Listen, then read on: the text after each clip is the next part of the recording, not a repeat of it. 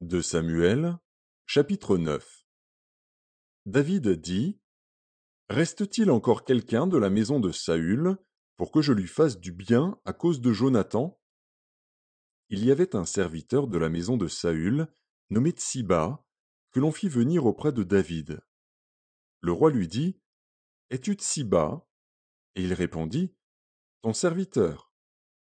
Le roi dit: N'y a-t-il plus personne de la maison de Saül pour que j'use envers lui de la bonté de Dieu? Et Tsiba répondit au roi: Il y a encore un fils de Jonathan, perclus des pieds. Le roi lui dit: Où est-il? Et Tsiba répondit au roi: Il est dans la maison de Makir, fils d'Amiel, à Lo-debar. Le roi David l'envoya chercher dans la maison de Makir, fils d'Amiel, à Lo-debar.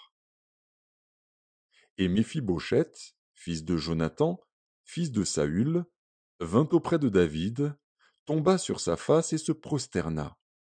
David dit: Méphibosheth. Et il répondit: Voici ton serviteur.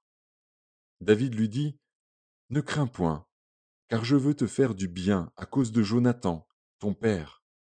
Je te rendrai toutes les terres de Saül, ton père, et tu mangeras toujours à ma table. Il se prosterna et dit: Qu'est ton serviteur pour que tu regardes un chien mort tel que moi? Le roi appela Tsiba, serviteur de Saül, et lui dit: Je donne au fils de ton maître tout ce qui appartenait à Saül et à toute sa maison. Tu cultiveras pour lui les terres, toi, tes fils et tes serviteurs, et tu feras les récoltes, afin que le fils de ton maître ait du pain à manger. Et Méphibosheth, fils de ton maître, mangera toujours à ma table.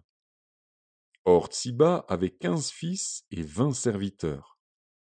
Il dit au roi: Ton serviteur fera tout ce que le roi mon seigneur ordonne à son serviteur. Et Méphibosheth mangea à la table de David comme l'un des fils du roi. Méphibosheth avait un jeune fils, nommé Mika, et tous ceux qui demeuraient dans la maison de Tsiba étaient serviteurs de Méphibosheth. Méphibosheth habitait à Jérusalem, car il mangeait toujours à la table du roi.